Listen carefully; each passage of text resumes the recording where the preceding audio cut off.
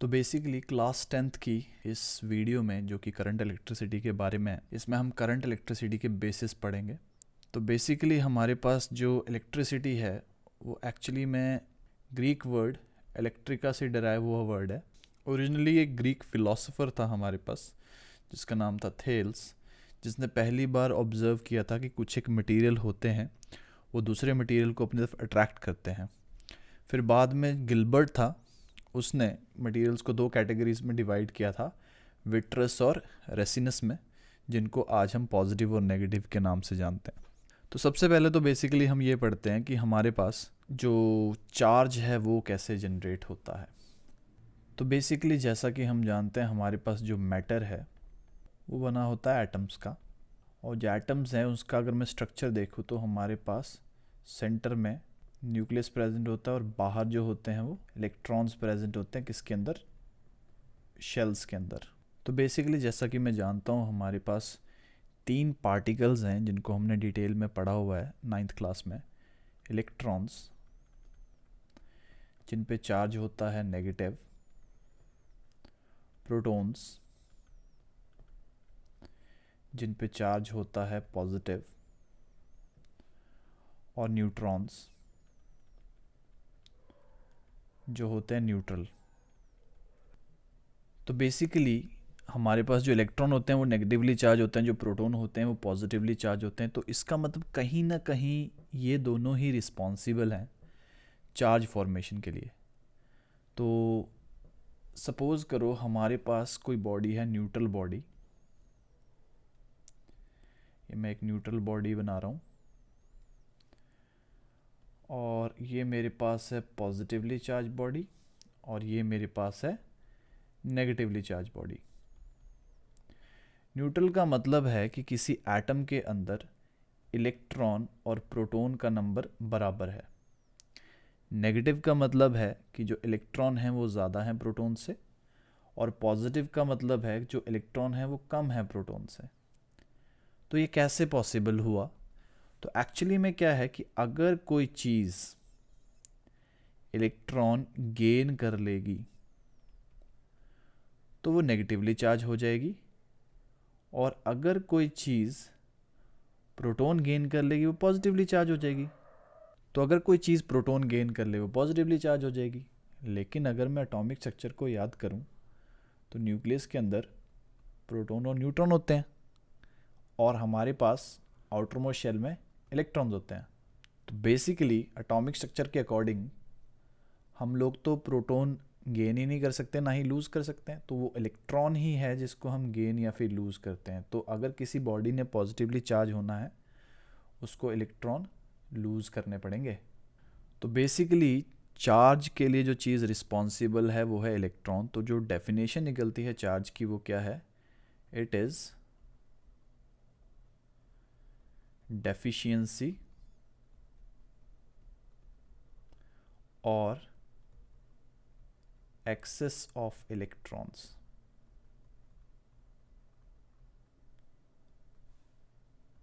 तो ये हमारे पास डेफिनेशन है चार्ज की।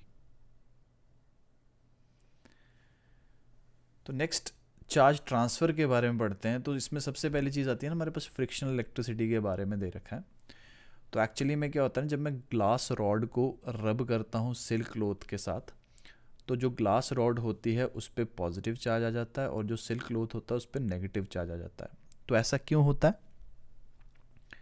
तो बेसिकली होता क्या है, हमारे पास ना जो ग्लास रॉड है वहाँ से इलेक्ट्रॉन जो है ना वो शिफ्ट हो जाएंगे हमारे सिल्क क्लॉथ पे।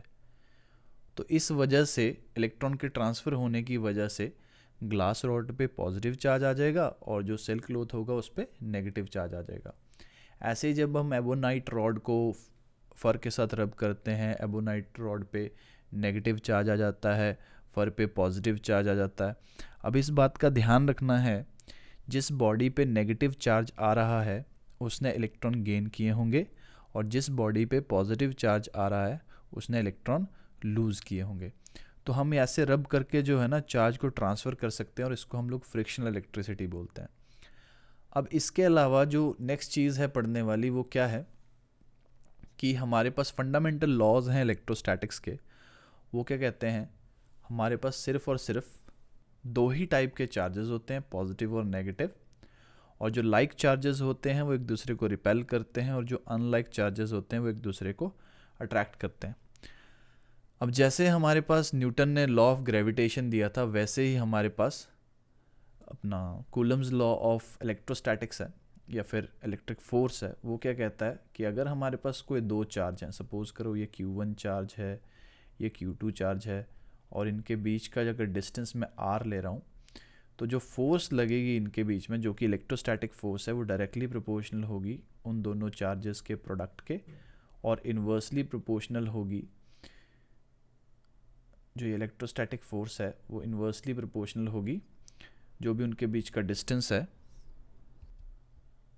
उसके स्क्वायर के। तो अगर मैं इस फॉर्मूले को कंबाइन करूँ ना, तो मेरे पास इलेक्ट्रोस्टैटिक फोर्स का जो फॉर्मूला बनता है वो है Q1 Q2 by R square. Proportionality का साइन हटाने के लिए एक्चुअली मैं कांस्टेंट इंट्रोड्यूस करता हूँ, तो वो मेरे पास उसको मैं K से रिप्रेजेंट करूँगा, Q1 Q2 by R square. जो हमारे पास ये K है, इसकी जो वैल्यू होती है वो होती है 9 इंटू 10⁹ न्यूटन मीटर स्क्वायर पर कूलम स्क्वायर। तो बेसिकली अगर दोनों के दोनों चार्जेस सेम होंगे तो ये जो फोर्स होगी ये रिपल्सिव होगी, और अगर दोनों के दोनों चार्जेस जो होंगे वो ऑपोजिट होंगे। कहने का मतलब क्या है, एक पॉजिटिव होगा एक नेगेटिव होगा, तो ये हमारे पास जो होगी अट्रैक्टिव फोर्स होगी। तो ये जो फोर्स होती है दो चार्जेस के बीच में, रिपल्सिव भी हो सकती है, अट्रैक्टिव भी हो सकती है, डिपेंड करता है कि नेचर क्या है चार्ज का। तो जो नेक्स्ट चीज़ हम इसमें पढ़ेंगे वो है चार्ज की कुछ एक प्रॉपर्टीज़। तो चार्ज की प्रॉपर्टीज़ को पढ़ने से पहले मैं बताऊं, इसमें एक इम्पॉर्टेंट कॉन्सेप्ट है जिसका नाम है क्वांटाइजेशन ऑफ चार्ज। तो अगर मैं चार्ज की प्रॉपर्टीज़ के बारे में बात करूं, तो हमारे पास जो पहली प्रॉपर्टी है चार्ज की वो क्या है, चार्ज इज कंजर्व्ड। कहने का मतलब क्या है, चार्ज को हम क्रिएट नहीं कर सकते, चार्ज को हम डिस्ट्रॉय नहीं कर सकते, बट हम चार्ज को ट्रांसफ़र कर सकते हैं। जैसे अभी भी हमने पढ़ा ना फ्रिक्शनल इलेक्ट्रिसिटी में कि हमने इलेक्ट्रॉन को ट्रांसफ़र किया था एक बॉडी पे और दूसरी बॉडी से उतने ही इलेक्ट्रॉन को रिमूव किया था। तो चार्ज हमेशा कंजर्व्ड रहता है। दूसरी चीज़ क्या है कि चार्ज जो है वो क्वांटाइज्ड है। चार्ज जो है वो क्वांटाइज्ड है, इसका मतलब क्या है, क्वांटाइज्ड होने का मतलब क्या होता है वो मैं बताता हूँ। यहाँ पे सपोज़ करो ना, हमें ना इस पॉइंट पे जाना है। अब मेरे पास दो तरीके हैं, ये मैंने एक ना रोप लटका दी इस पे, रोप। तो एक तो तरीका ये है कि मैं इस रोप से चढ़ जाऊँ इस पे, लेकिन अब मेरे को पता नहीं ना चलेगा, कई बार मैं ज़्यादा हाइट कवर कर लूँगा, कई बार मैं कम हाइट कवर कर लूँगा। दूसरा तरीका है, मैंने क्या किया, मैंने इस हाइट पर चढ़ने के लिए स्टेयर केस बना दिया एक। अब स्टेयर केस का मतलब क्या है, मेरे पास ये जो स्टेयर बनी है 1 2 3 4 5 6, तो मैंने टोटल हाइट को 6 स्टेप में बांट दिया। अब जब हम किसी कॉन्टिन्यूस चीज़ को, रोप कॉन्टिन्यूस थी, जो हाइट थी वो कॉन्टिन्यूस है, उसको डिसकॉन्टिन्यूस क्वांटिटीज़ में डिवाइड कर देते हैं तो उसको क्वांटाइजेशन बोलते हैं। कहने का मतलब क्या है, मैंने हाइट को क्वांटाइज्ड कर दिया। अब मैं बोलूँगा जो ये हाइट है ये 6 सीढ़ियों के बराबर है। तो ऐसा ही है चार्ज के केस में, मैंने क्या बताया था, हम मिनिमम एक इलेक्ट्रॉन ट्रांसफ़र कर सकते हैं। इसका मतलब चार्ज क्या है, क्वांटाइज्ड।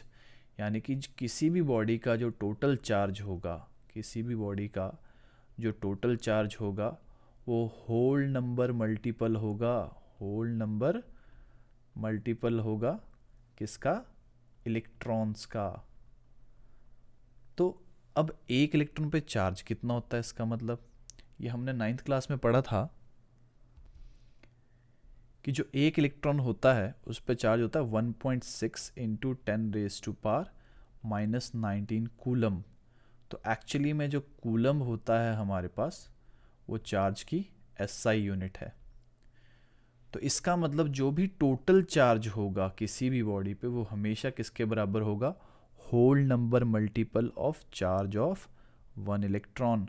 तो टोटल चार्ज हमें क्वेश्चन में दिया हो सकता है, इलेक्ट्रॉन पे चार्ज हमें पता है 1.6 इंटू 10⁻⁻19। ये दोनों चीज़ें हमसे क्वेश्चन में पूछ सकते हैं। तो इलेक्ट्रॉन पे चार्ज हमें पता है, हमें नंबर ऑफ इलेक्ट्रॉन पूछेंगे तो हमें टोटल चार्ज दे रखा होगा, और अगर हमसे टोटल चार्ज पूछेंगे तो हमें नंबर ऑफ इलेक्ट्रॉन दे रखा होगा।